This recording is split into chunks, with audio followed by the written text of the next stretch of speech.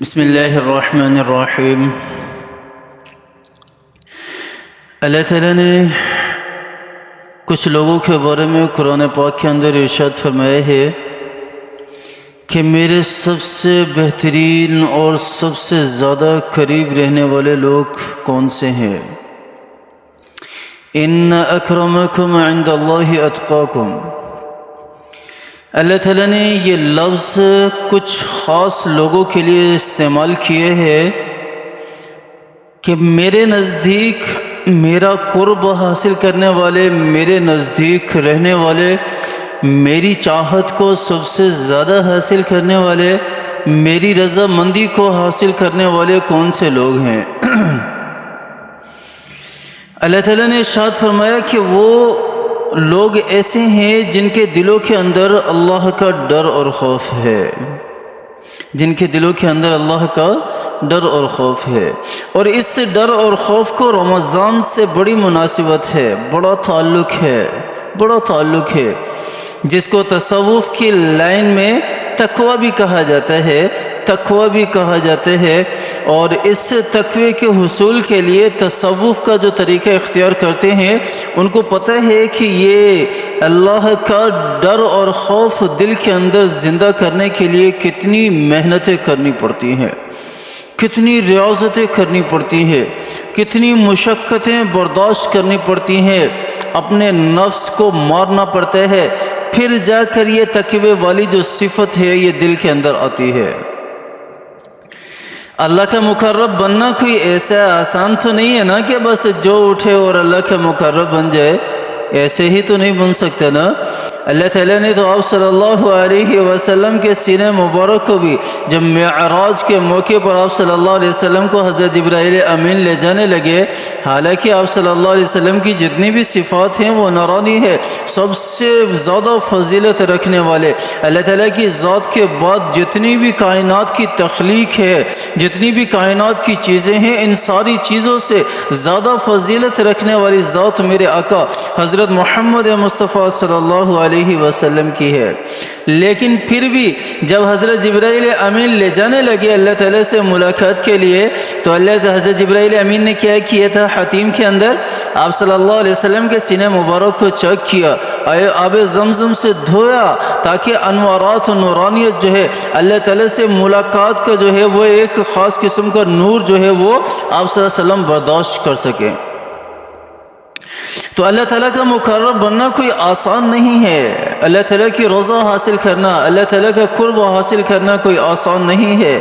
اس سینے کو دھونا پڑتا ہے، اس سینے کو دھونا پڑتا ہے، اس سینے کے اندر جتنی بھی بیماریاں ہیں نا، اس سینے کے اندر جتنی بھی غلاظتیں ہیں نا، اس سینے کے اندر جتنے بھی گناہ ہم نے دبا کے رکھے ہوئے نا، چاہے وہ کسی کے لیے بھی ہوں، چاہے وہ اپنے گھر والوں کے لیے ہوں، چاہے وہ اپنے رشتہ داروں کے لیے ہوں، چاہے وہ اپنے بزنس کے جو جتنے بھی پارٹنر ہیں ان کے لیے ہوں، چاہے وہ کسی بھی اعتبار سے ہوں، ان ساری گندگی سے اس سینے کو صاف کرنا ہوگا اگر ہم چاہتے ہیں کہ ہم اللہ کو راضی کرنے والے بن جائیں، اگر ہم چاہتے ہیں کہ ہم اللہ کو راضی کرنے والے بن جائیں۔ اللہ تعالیٰ نے ایسے نہیں کہہ دیا ان اکرمکم عند اللہ اتقاکم، کہ میرے نزدیک تمہیں سب سے بہترین شخص اور سب سے زیادہ فضیلت والا شخص وہ ہے جو تم میں سے متقی اور پرہیزگار ہے۔ لیکن اللہ تعالیٰ نے اس کا تعلق رمضان کے ذریعے اور بھی آسان کر دیا، اس کا تعلق رمضان کے ذریعے اور بھی آسان کر دیا۔ رمضان کا خاص تعلق ہے تقوی کے ذریعے سے۔ ایک تو رمضان کا اپنا معنی ہی جل جانا ہے، اپنے گناہوں کو جلا دینا ہے، اپنے جسم کے اندر جتنی بھی غلاظتیں ہیں ان کو جلا دینا ہے، روزے کے ذریعے سے، تراویحوں کے ذریعے سے، اور جتنے بھی نیک اعمال ہیں اللہ تعالیٰ کے ذکر و اذکار کے ذریعے سے اپنے اندر سے جتنی بھی غلاظتیں ہیں یہ ختم کر دینا ہے۔ یہ تو رمضان کا ایک اپنا ہی معنی ہے، ترجمہ ہے۔ لیکن اللہ تعالیٰ نے جہاں قرآن میں فرضیت ذکر کی ہے نا رمضان کے مہینے کی، وہاں ذرا اس آیت پر بھی غور کر کے دیکھو، میرے اللہ نے کیا ارشاد فرمایا ہے۔ رمضان کا تو ہم ترجمہ کر کے یہ ساری چیزیں نکالتے ہیں نا کہ رمضان کا معنی ہے جل جانا، اپنے پھر اس میں طویل کرتے ہیں کہ اپنے گناہوں کو جلانا، اپنے آپ کو جلانا، اپنے نفس کو جلانا، یہ ساری چیزیں تو ہم تعویل کرتے ہیں نا۔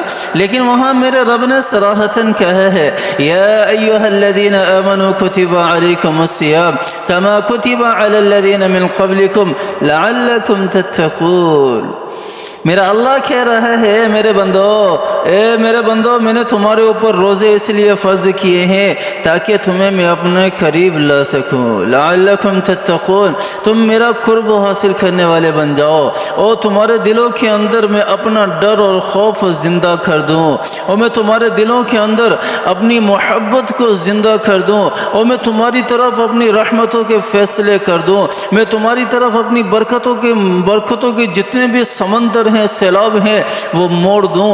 لعلکم تتقون کے اندر میرے رب کی محبت ہے، میرے رب کی محبت ہے، ہر ایسے شخص کے لیے اللہ کی محبت ہے۔ لعلکم تتقون کے اندر جو روزے رکھنے والے ہیں، جو خالصتاً اللہ کی رضا کے لیے روزے رکھنے والے ہیں، جو روزے رکھ کر گناہ نہیں کرتا، جو روزے رکھ کر گناہ نہیں کرتا، جو روزے رکھ کر اللہ کو ناراض کرنے والے کام نہیں کرتا، یہ آیتیں ان کے لیے ہیں، یہ آیتیں ان کے لیے ہیں۔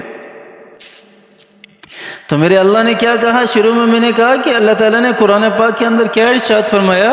ان اکرمکم عند اللہ اتقاکم، کہ اللہ تعالیٰ کے نزدیک سب سے زیادہ پسندیدہ لوگ وہ ہیں جو متقی ہیں۔ اور پھر اللہ تعالیٰ قرآن میں کہہ رہا ہے اور تم روزے رکھنے والے بن جاؤ، یہ صفت میں تمہیں خود دے دوں گا، اور میں تمہیں خود متقی بنا دوں گا، پرہیزگار بنا دوں گا۔ اور جب میرا اللہ خود ہمیں اپنے قریب لا رہا ہے، اور میرا اللہ جب خود یہ ذریعہ بنا رہا ہے ہمیں اپنے قریب لانے کا، تو پھر ہم کیوں پیچھے ہٹ رہے ہیں؟ پھر ہم پیچھے کیوں ہٹتے ہیں؟ پھر ہم رمضان کے روزے کیوں نہیں رکھتے؟ ہم کیوں اللہ کو راضی نہیں کرتے؟ ہم کیوں اللہ کو راضی کرنے کی فکر میں نہیں لگتے؟ کیوں قرآن کی طرف نہیں آتے؟ آپ صلی اللہ علیہ وسلم کی تعلیمات کی طرف نہیں آتے؟ آ جائیں، یہ رمضان کا مہینہ رحمتیں سمیٹنے کا مہینہ ہے، یہ رمضان کا مہینہ مغفرتیں سمیٹنے کا مہینہ ہے، برکتیں سمیٹنے کا مہینہ ہے۔ اللہ تعالی ہمیں سمجھ عطا فرمائے، اللہ تعالی ہمیں عمل کرنے کی توفیق عطا فرمائے۔ آمین ثم آمین، وآخر دعوانا ان الحمد للہ رب العالمین۔